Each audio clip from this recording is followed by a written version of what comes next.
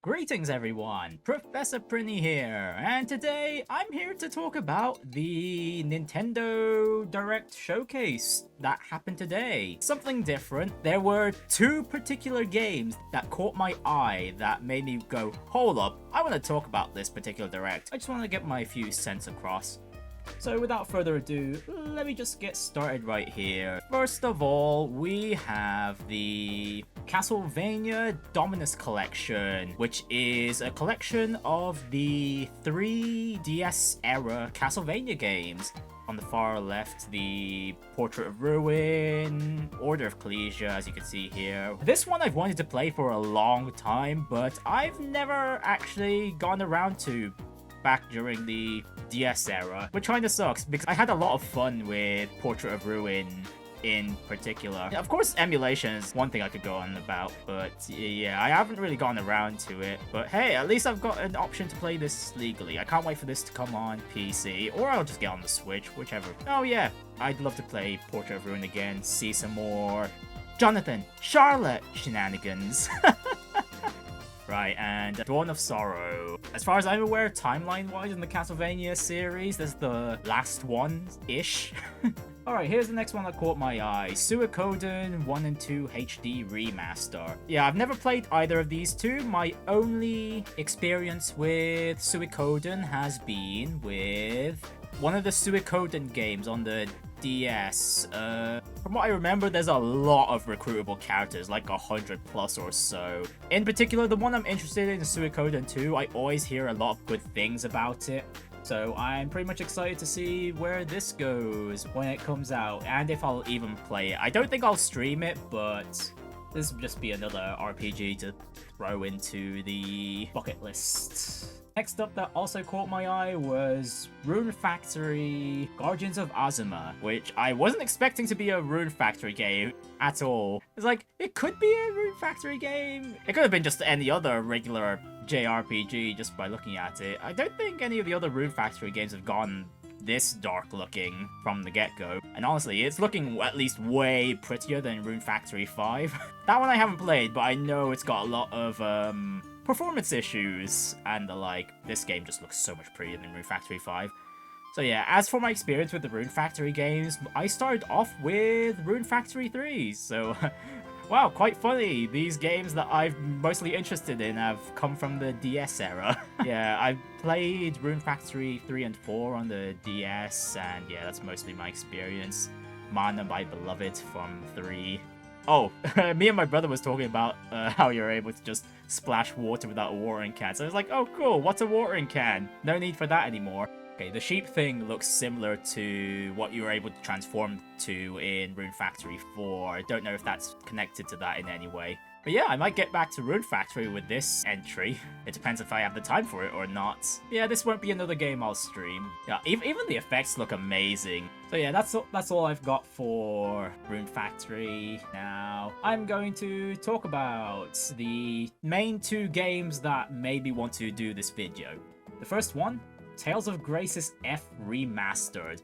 This one has a very near and dear special place in my heart. Not only is this my first entry into the Tales of series, okay, that's not entirely true. My first entry was the, one of the DS ones, Tales of Hearts, was it? Something like that. Wow, finally another DS game.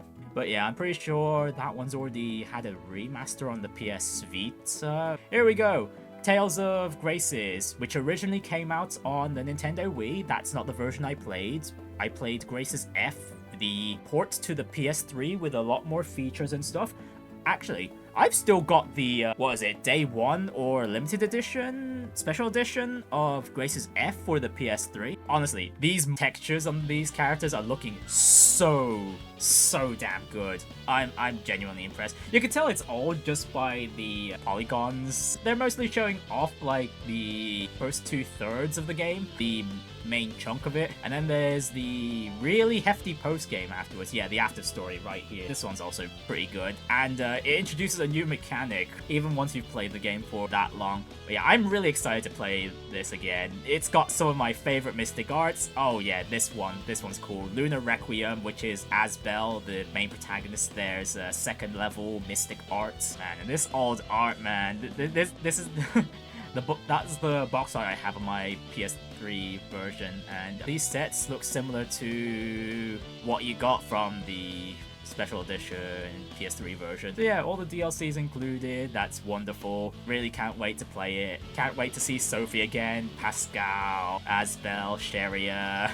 and everyone else. Seriously, one of my favorite Tales games. Usually you hear about the later ones, and speaking of the later Tales of games, with this means we're 1 and 2 games closer of getting the Cilia duology, which I'm very excited for. Those are also 2 of my favorite Tales of games. Cilia 2 specifically, not 1. Cilia 2 is many magnitudes better. Okay, first of all, Grace's F, I have no doubt will come on PC, which is what I'm hoping for. We're really getting close to getting Cilia and Cilia 2 on the PC as well. I'm so looking forward to that. And now finally, one game that only had a very minute showing in the Western versions of this Nintendo Direct. Right here, The Legend of Heroes Trails in the Sky the First. We only get these few snippets, not a lot. That just comes and goes out of nowhere. So I have the video from the Japanese Direct in particular. So here we have Joshua playing. Okay, so this is 100% the start to Trails in the Sky, because if I remember correctly, Cassius is making breakfast downstairs, tells Estelle to go up and get Joshua so they can have breakfast, and then this is what it would be. And Joshua's there playing the Whereabouts of Light on his harmonica. But man, already from the get-go, just by this looks so pretty. So pretty. I'm loving the cel-shaded look they have here. Oh my gosh, Estelle, what easily one of my favorite Trails protagonists, that's for sure. She's looking really pretty here too. I wonder who's going to handle the localization for this, now that I think about it. Hopefully Xseed gets another chance. That's what I'm hoping, so the localization doesn't get butchered up. And to be honest, you see in the Trails games that Xseed have released, they've usually gone far and beyond what you'd expect from a localization of a game. And if they were to handle this, I'd have no doubt they'd handle this with care. Okay, so let's continue on. Here we are. We're heading out into the field. This is still the first chapter or the prologue, and from the looks of things on the bottom right of the menu here, all around there, which is an interesting choice. So from what I can tell, especially from later on in the footage, I assume that we'll have some of the action combat from Trails Through Daybreak carry over into this entry, because otherwise there's no point in having base buttons there showing, unless that's just to show the different ways you can initiate with the enemies. Continuing on, here we have Estelle making her way to Roland, if I remember correctly, it's the town. Yeah, that's the first town. We've got Estelle and Joshua looking really damn pretty. There's one of the tetracyclic towers nearby. These two are getting their first bracer request, their trainee bracer request anyway.